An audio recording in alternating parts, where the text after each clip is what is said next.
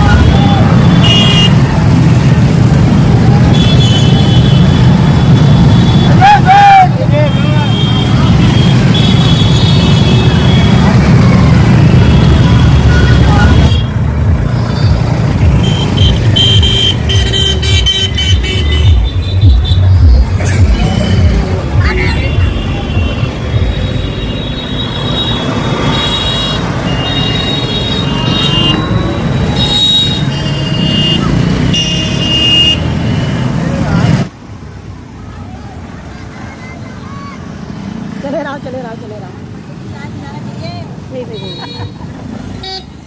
लड़ाई है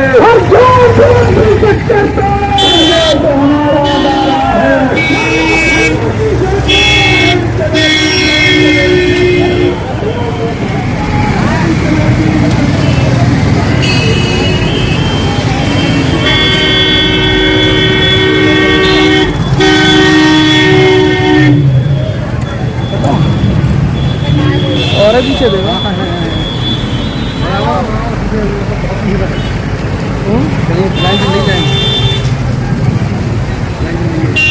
हाँ कह रहा हूँ तुम उधर से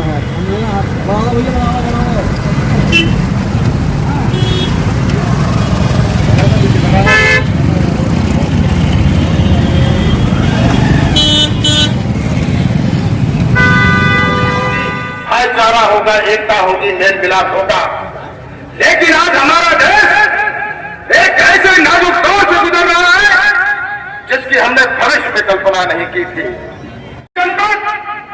लखीमपुर खीरी में जो अपनी जायज मांगों को लेकर हमारे किसान आंदोलन के बीच में किए थे, भारतीय जनता पार्टी सरकार की कोई भी जनहित योजना को धरातल पर देखने को नहीं मिली। और हमारे देश के प्रधान चौकीदार कहते थे, गंगा मैया ने मुझे बुलाया है। कहां गए वो लोग जब गंगा मैया ने हमारे प्रदेश की लाशें तैर रही थी और गंगा मैया के किनारे लाखों लोगों को दफना दिया गया। और कहा गए आप लोग, आप कहते थे गंगा मैया ने बुलाया है। ये हालत आपने कर दी अगर आपने इंतजाम किया। इस वक्त मौजूद है समाजवादी पार्टी के पूर्व मंत्री भगवत शरण गंगार जी। मंत्री जी, आप आज नवाबगंज थाने में आए, मामला क्या है पूरा? नहीं, नवाबगंज तो हमारे कोतवाल साहब नए आ गए और कोतवाल साहब से मुलाकात ना हो तो ज़रा ठीक नहीं है। और छोटे मोटे काम भी साथियों के थे, कोई खास बात नहीं। इसके अलावा आज आपने कुलड़िया में एक विशाल जनसभा को संबोधित किया था, तो उसमें क्या क्या मुद्दे प्रमुख रहे? मुद्दे नहीं, वो किसान हुंकार रैली की थी। किसान तो वैसे ही तबाह था और प्राकृतिक आपदा आ गई और इसलिए और तबाह हो गया।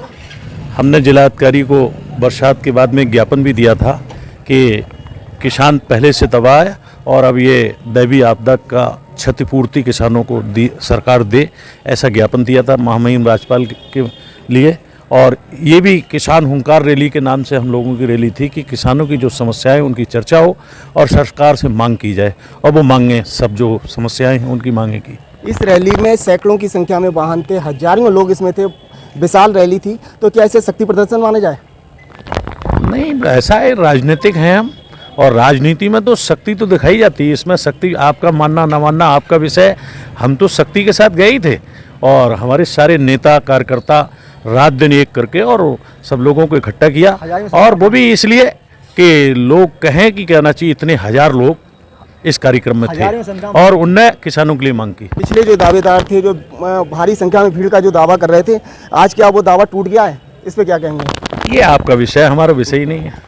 हम तो लेके गए थे। हाँ, ये सही है कि कम से कम 6 किलोमीटर लंबी रैली गई थी नवाबगंज से और इतने ही लोग, भतपुरा के लोग पहले से आके बैठ गए थे। कम से कम 15 से 20 हज़ार लोग थे। आज एक कोई समाजवादी के बड़े नेता भी आ रहे थे, उनका क्या हुआ? नहीं, उनसे मेरी बात हुई थी माननीय धर्मेंद्र यादव जी से। उन्होंने कहा था और मेरी उनसे बात नहीं हो पाई टेलीफोन से आज कि वो क्यों नहीं आ पाए। तो कोई ना कोई वजह रही होगी जिसकी वजह से उनका आना संभव नहीं हो पाया। आज आपने रैली निकाली, लेकिन इसका एक ये भी परिणाम निकला कि पूरी कुलड़िया जाम हो गई थी। इस कदर भीड़ थी कि पूरी कुलड़िया जाम थी। तो इसे क्या माना जाए, आपका प्यार माना जाए या लोगों की परेशानी? नहीं, मैंने कहा था कि 30 साल से मैं आपकी सेवा कर रहा हूँ और आपने भी बड़े मोहब्बत के साथ 5 बार मुझे एमएलए बनाया, मंत्री भी बना 2 बार। मेरी सेवा में भी कोई कसर नहीं, लेकिन ये भी बिल्कुल सही है कि आप लोगों ने जो प्रेम मोहब्बत मुझे दी, इसका मैं कर्जा नहीं उतार सकता। मैं तो ये भी कह के आया रैली में कि कर्जा तो नहीं उतार पाऊंगा, लेकिन ये मेरा मन है कि मैं अगला जन्म लूं नवाबगंज में किसी किसान परिवार में, और आप एमएलए बने और मैं आपका कार्यकर्ता बनूं और आपकी फिर सेवा करूं। जो लोग रैली में नहीं आ पाए उनसे क्या कहेंगे? उनसे भी मेरा यही कहना है कि ये सरकार बहुत ही धूर्त लोगों की, मक्कार लोगों की, किसानों को गरीब करने के लिए, उनके बेटे बेटियों को ना पढ़ाने के लिए, शिक्षा से वंचित करने का इनका मन है। इसलिए वो सारे नवाबगंज के लोग ही नहीं बल्कि उत्तर प्रदेश और देश के किसान लोग इस बारे में चिंता करें और इन लोगों का डट के विरोध करें, इनका सुपड़ा साफ कर दें 22 में और 24 में भी।